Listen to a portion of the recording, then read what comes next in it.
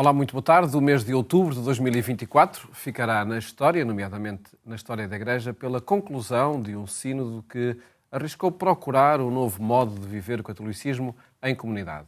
As conclusões foram assumidas pelo Papa Francisco e publicadas como se de um documento pontifício se tratasse. Agora decorre um longo processo de recepção desse documento, um longo caminho que queremos fazer também neste programa e a partir de diferentes análises e vivências do cristianismo. Hoje vamos partilhar consigo a leitura feita por Rita Sacramento Monteiro, que faz parte do Movimento Internacional Economia de Francisco e pertence ao Conselho Editorial do Ponto SJ. Rita, muito boa tarde. Obrigado por estar no programa Eclésia neste rescaldo do sínodo ainda, né? Estamos muito próximos de ter terminado este processo sinodal. Há uma pergunta que se repete muitas vezes e eu vou começar por aí também. A conclusão do sínodo foi uma decepção ou atingiu as expectativas que se tinham criadas, pessoalmente? Paulo, olá, obrigada por este convite para estar aqui.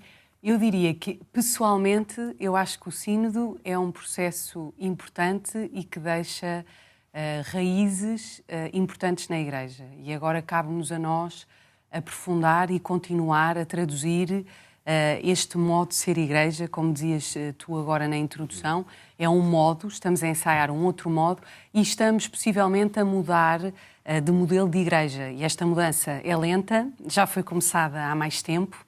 No Concílio Vaticano II já se falou de um novo modelo de Igreja que ainda está em construção, provavelmente demora algumas gerações. Há 60 anos, não é? Há 60 anos e se calhar ainda vai demorar mais tempo, mas pessoalmente eu vejo como muito positivo este processo longo que levantou tantas questões, que teve tantas opiniões diferentes sobre ele, mas vejo como muito positivo e como muito importante. Agora, cabe-nos a nós continuar a viver este modo, a sinodalidade.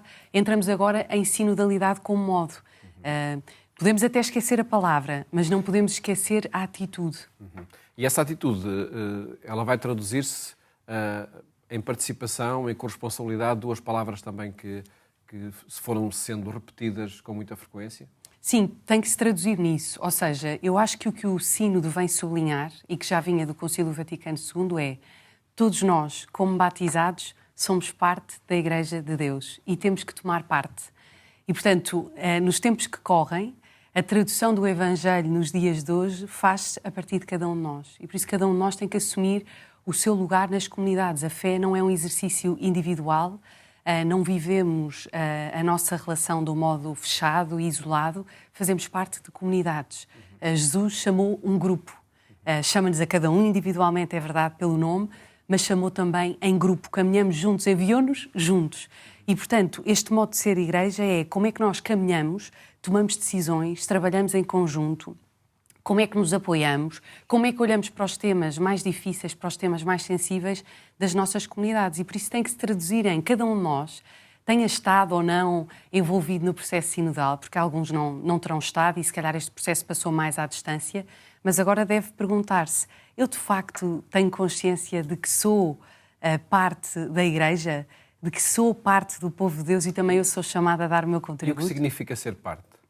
Significa, nas nossas comunidades, percebemos que temos que assumir um lugar, temos um lugar e temos que o assumir, cada um com os seus carismas e talentos, cada um com o seu exercício de poder e autoridade. Este poder e autoridade tem que ser cada vez mais partilhado. Esse foi o exercício do sínodo, que pela primeira vez permitiu que leigos votassem, participassem e votassem naquilo que foram as decisões e o documento final do sínodo. Portanto, passa também por novas experiências nas nossas comunidades, de partilha desse poder e da autoridade, e cada um, claro, de acordo com a sua realidade e com aquilo que sente, com aquilo que tem para dar, com aquilo que vê, poder participar. E por isso, quando nós dizemos não gosto da música na minha igreja, na minha paróquia, não gosto da forma como são lidas as leituras, então darmos um passo em frente, irmos para o coro, irmos ler, assumirmos um ministério, irmos dar catequese, envolvermos no conselho pastoral, participarmos nas assembleias paroquiais. Quantas pessoas, se calhar, não sabem que há modos locais de participarmos na vida e na tomada de decisões nas nossas comunidades. Portanto, temos que traduzir o que é este tomar parte, não é eu só sentir-me parte. é dar passos concretos. Da Eucaristia ao domingo, não é? Isso Não, está em causa. não. Nós não vivemos. A fé não é uma experiência só de receber sacramentos. É uma experiência de ser comunidade e caminharmos juntos. E pode ser dentro da igreja, fora da igreja. Exatamente. E vemos que fora da igreja este exercício de sermos juntos está tão difícil, está tão polarizado, está tão marcado pela guerra, pelo conflito e pela tensão. Que bom e que importante que é que a igreja, nos tempos de hoje, possa ensaiar um modo de ser comunidade em que se ouve, em que se escuta, em que aceita que temos opiniões diferentes. Não é todos vermos igual. Isso nunca foi a marca da Igreja. A Igreja é universal e diversa. Portanto, é aceitarmos também que participamos na nossa comunidade e que há tensões. Há conflitos, é habitar essas tensões e esses conflitos e vê-los como possivelmente uma coisa boa, se forem atravessados em conjunto, a partir do diálogo e da construção comum. Não se trata apenas da minha agenda individual, e por isso houve muitos que esperavam que o sínodo viesse tomar decisões e resolver problemas estruturais, e o sínodo não foi só para isso, foi em primeiro lugar para nos pôr neste novo modo. E depois, claro, é preciso dar passos concretos. Portanto, também o sínodo, nas igrejas locais e a nível global, tem que se traduzir em decisões concretas e em passos concretos. E talvez tenha sido o Papa Francisco o primeiro a tomar uma decisão muito concreta pelo facto de dizer o meu documento é este, ou seja, o documento que foi votado por todos, com quem concordava e quem não e quem discordava, não é? Este gesto é inovador, sem dúvida, é a primeira vez que acontece, está previsto também, não é? Mas que sinal é este do Papa Francisco quase a esconder-se e a valorizar, sobretudo, a representatividade do catolicismo em todo o mundo? Sim, como dizias tu na introdução, ele assumiu aquele documento como seu. E ele, ao fazer este gesto, ele responsabiliza-nos a todos, porque é a Igreja que assume aquele documento como um documento importante agora para o caminho, como uma bússola, um referencial, palavras que agora têm que ser algumas aprofundadas, outras traduzidas nas igrejas locais. Portanto, este gesto do Papa compromete-nos e reforça, mais uma vez, Paulo, este modo de ser igreja em conjunto. Uma igreja menos hierárquica, mais horizontal, uma igreja onde o exercício do poder e da autoridade é mais partilhado, é mais transparente e é mais comunicado. E não clerical. E não clerical e, sobretudo, não clerical porquê? Porque o clericalismo, e o Papa também tem dito, a ideologia fecha-nos e cria degenerações perigosas e problemáticas que temos visto na vida da Igreja. Portanto, é de facto um desafio à transparência, à responsabilidade e, olhando, nós vamos todos ler agora, estamos todos a ler, no processo de ler, passou uma semana, estamos alguns de nós ainda a ler e a analisar o documento e alguns, se calhar, estão à espera que nas suas comunidades o documento possa ser traduzido, explicado e partilhado e acho que como Igreja em Portugal temos que fazer esse exercício. Nessa leitura, vamos ver que há coisas com as quais nos identificamos e compreendemos e outras não. Portanto, este assumir da diversidade não deve ser, e tanto não é, que o Papa não tem medo disso. E isto alinha com aquele princípio do Papa e que marca o pontificado dele de o tempo é superior ao espaço. E a realidade é superior às ideias. Portanto, os processos precisam de tempo, precisam de continuar. Isso frustra alguns de nós, provavelmente, que querem decisões mais rápidas, há decisões urgentes. Se calhar queríamos que as coisas fossem mais ágeis em algumas matérias. Exato, mas o tempo não é o nosso, é o tempo do espírito. E isto também me lembra uma ideia que para mim tem sido importante neste processo, é o sínodo é um processo espiritual, acima de tudo, um processo quanto muito integral. Não é um processo intelectual de chegarmos a uma sala, tomarmos decisões, de tentarmos que a nossa ideia vença a ideia dos outros, que a nossa agenda vá adiante. Não, é o exercício de construirmos uma agenda comum, traduzindo num novo modo de ser igreja e, claro, respondendo aos desafios do nosso tempo. Há uma marca na Igreja Católica, desde logo pela sua própria designação católica universal, que pode ser quebrada ou de alguma forma, não diria posta em causa, mas valorizando sobretudo depois o que é a experiência de cada comunidade, de cada crente, como há pouco dizia, aliás. Na conferência de imprensa, logo a seguir ao sínodo, essa questão veio ao de cima, afirmando que, de facto, falar agora em Igreja Universal ou falar em propostas iguais para todas as latitudes deveria ser repensado. é desde logo um fruto muito relevante destes 3 anos de caminho.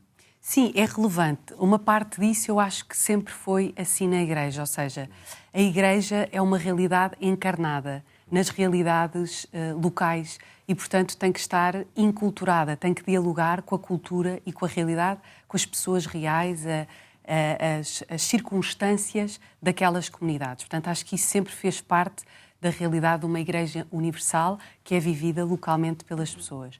Agora, acho que esse desafio é maior. Num mundo global que em tantas coisas está mais ligado, mas que mantém a diversidade das realidades. E há realidades muito diferentes. Há realidades onde as mulheres já hoje exercem uma espécie de diaconado e temos outras realidades onde diferentes isso... Ministérios, não é? Diferentes ministérios. Portanto, assumem outros lugares, começam a ensaiar o que podem ser estes lugares que agora estão em discernimento na Igreja. E quem diz mulheres diz outros leigos. Há outras experiências eclesiais. Sim, eu acho que tem que haver margem para se responder localmente e ensaiar e o povo de Deus participar de acordo com aquela que é a realidade dos sítios. Portanto, nessa diversidade, manter-se a comunhão. Esse é o grande desafio, mas eu acho que ele é possível. Ele é possível, tem que ser possível e não pode haver medo também de arriscar estes ensaios locais. E não se pode querer uma igreja homogénea, mas artificial.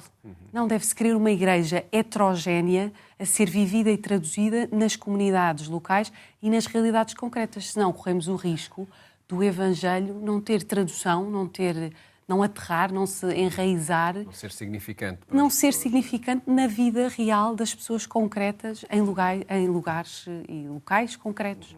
E vamos a alguns temas muito concretos que marcaram também enfim, sobretudo as conclusões, depois nomeadamente sobre o papel da mulher na Igreja.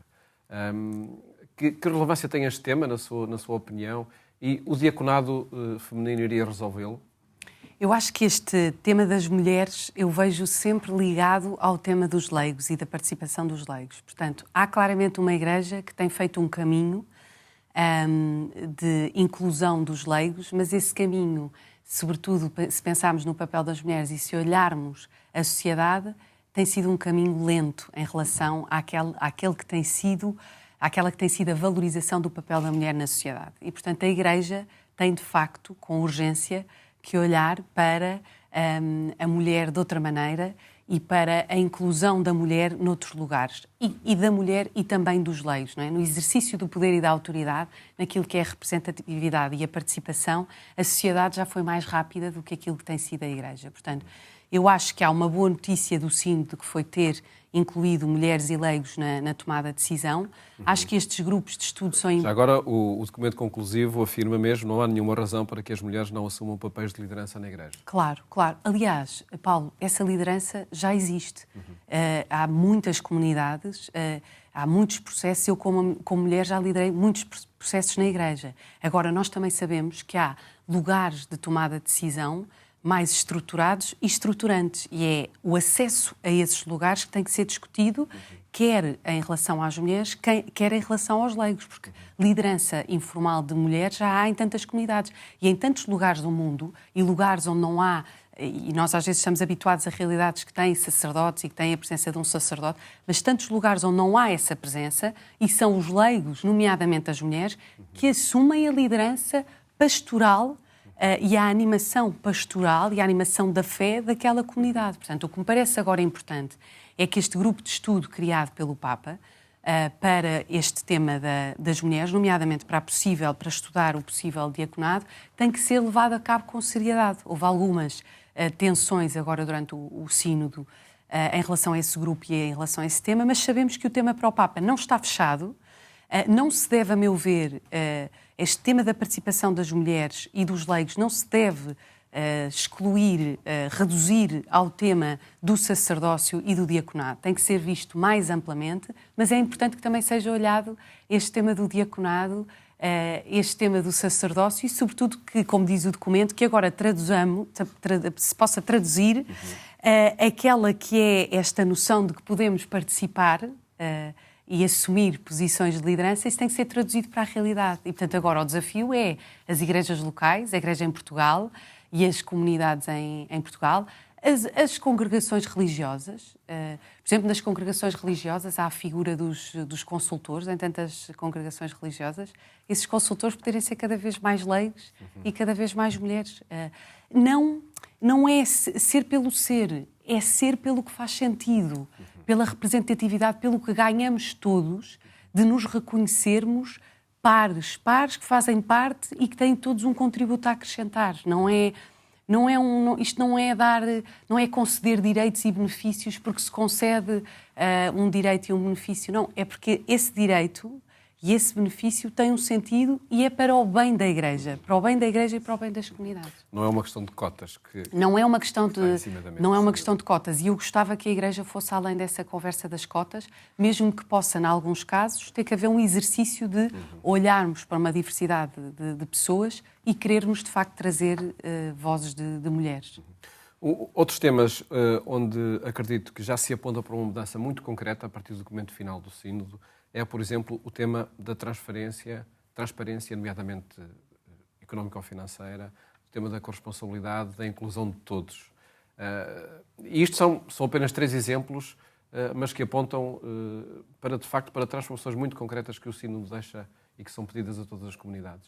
Sim, a Igreja tem que prestar contas. A Igreja tem que prestar contas, em primeiro lugar, aos fiéis e depois tem que prestar contas à sociedade. Hoje vivemos nesse mecanismo de maior transparência, quer da parte das organizações, das empresas, do Estado, da própria sociedade civil, quando forma movimentos, associações e grupos. Há aqui um prestar contas que tem que ver com o modo de participarmos e com o modo de sermos Igreja, que tem que ser mais transparente. E que durante muito tempo não ter sido transparente provavelmente levou àquilo que não são processos bons, são processos maus e foram processos que abriram feridas na Igreja. Sim, o abuso de poder que depois levou a que se permitissem e que se escondessem outro tipo de abuso e, portanto, é importante haver esta transparência em todas as matérias, em todas as decisões, nomeadamente as económicas, e o Papa na Cúria Romana tem procurado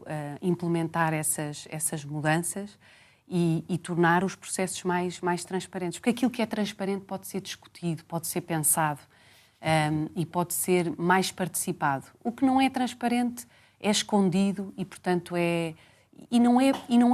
também temos que nos perguntar o que é de Deus, o que é o bem, o que é que Jesus faria, o que é que Jesus gostaria. Portanto, eu acho que por isso é que este é um processo aberto ao espírito. E estamos agora não só a trazer dinâmicas da sociedade contemporânea, aquilo que hoje já sabemos sobre o homem, a mulher e as pessoas, sobre a participação das mulheres na sociedade, mas é o que o Espírito, é o que Deus deseja. Jesus foi o primeiro, a meu ver, feminista, porque num tempo em que a mulher tinha um lugar completamente diferente e estava completamente aliada e era isolada destes processos, Jesus fala, dirige-se, entra em relação e a Igreja, na sua doutrina, vê homem e mulher iguais, como pares. Portanto, nós temos é que traduzir isso agora para todos os processos da Igreja, esta paridade e esta igualdade. Cada um de nós exercerá o poder e a autoridade de maneira diferente, de acordo com os seus carismas e talentos. Mas tem que haver esta comunicação transparente e esta partilha, como uma família. A Igreja deve ser muito mais, a meu ver, como uma família, do que como uma instituição ou uma grande hierarquia. Acabou o sínodo, começa a sinodalidade. É uma frase que já ouvimos, que já lemos. O que significa isto? E o que é que nos cabe agora a nós? Enfim, cabe-nos, significa responsabilidade. Começou a sinodalidade, há aqui um risco de alguns de nós poderem pensar, isto foi um processo que decorreu, em que alguns estiveram em Roma, isto não tem nada a ver comigo. Fechou a porta, acabou. Não tem nada a ver comigo, não tem nada a ver com a minha vida de fé, não tem nada a ver com a minha participação na minha comunidade. A meu ver, isso é um erro. É um erro, é um risco que corremos e que correm algumas pessoas que podem achar, podem não ver tanto sentido neste processo. Eu dá-me a ideia que está muito claro para o Papa, para os bispos, para os leigos, para os padres, para todos, para as congregações religiosas, está muito claro que este processo é agora um novo modo de ser Igreja. Ele ainda não está totalmente traduzido num novo modelo de Igreja, vai passar ainda por muitos ensaios e experiências, mas ele é um novo modo de ser Igreja. Isso agora compromete-nos e responsabiliza-nos. Portanto, cada um de nós tem que estar atento, tentar perceber o que é que este processo veio trazer, que temas é que estão em cima da mesa e também nas nossas comunidades. Percebermos que processo é que já iniciamos e que estão na linha deste modo de ser igreja e que outros processos é que temos que ensaiar para traduzir isto. E em processo, isto. não em rupturas. E não em rupturas, assumindo que vai haver tensões, Paulo, vai haver tensões, vai haver conflitos. A Igreja é feita de muitas sensibilidades e carismas, mas nós agora temos que traduzir. Traduzir isto para a realidade é desde logo sermos capazes de nos escutar. Escutar a diferença, dialogarmos sobre os grandes temas, a inclusão das mulheres, o tema do género, o tema das periferias, o tema das pessoas que se sentem nas franjas da Igreja, que não se sentem ouvidas, das pessoas que se sentem excluídas, de uma Igreja que se calhar se esqueceu que é a Igreja de Jesus que veio para os pobres, os feridos, os excluídos, os esquecidos. Não veio para, como diz o Papa, nós somos mais um hospital do que uma alfândega. Somos um hospital de campanha. E acredito que seja uma ocasião de escuta que vai acontecer numa conferência promovida pelo Ponto SJ agora no dia 16. Sim. O que é que vai acontecer, Rita Sacramento Monteiro? Qual é a proposta que é feita aos participantes? Sim. O que nós queremos, o Ponto SJ e a Companhia de Jesus, é exatamente continuar este processo e continuarmos a ensaiar este modo. E, portanto, neste momento muito concreto da Igreja, esta conferência que se chama Igreja e Fidelidade ao Evangelho, que problemas, que caminhos, e estas palavras foram escolhidas com sentido, que problemas, que caminhos, sim, há problemas, que caminhos é que podemos abrir, há também ensaios que é importante olhar. Trazemos a Portugal um filósofo, teólogo italiano, leigo, pai de família, que se chama Andrea Grillo, e que vai passar uma tarde connosco, mas é mais do que uma conferência. Para além do Andrea Grillo poder apresentar aquela que é a sua visão e análise e perspectiva sobre o momento que a Igreja está a viver, fazendo a ponte com o tema do Sínodo, depois vamos ter a possibilidade de conversar e de replicar em grupos de conversa e de escuta o modo sinodal, esta sinodalidade que temos vindo a experimentar. Depois vamos ter também o Padre José Frazão Correia, jesuíta, a participar neste diálogo com o Andrea Grillo. Os grupos também vão poder fazer perguntas ao André Grillo e vamos terminar a tarde com o João Miguel Tavares também a fazer uma síntese e a trazer a sua perspectiva. Portanto, mais do que uma conferência, queremos que seja uma tarde de escuta e de partilha e de agora tomarmos esta responsabilidade, todos nós, e continuarmos esta sinodalidade, continuarmos a exercitar-nos. É um exercício.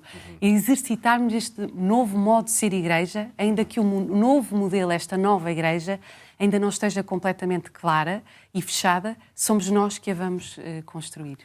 Rita Sacramento Monteiro, agradeço esta leitura, primeira leitura por certo, mas sobretudo este abrir de horizontes para o novo modo de ser Igreja que o Sínodo propõe. Muito obrigado. Obrigada, Paulo. E que seja um grande momento também esse no dia 16. Obrigada, muito obrigada. E fica esse convite a quem nos vê e ouve de no dia 16 de novembro participar nesta conferência na Universidade Católica. As informações e inscrições podem ser encontradas no portal .sj. Votos de uma ótima tarde e até amanhã, se os quiser.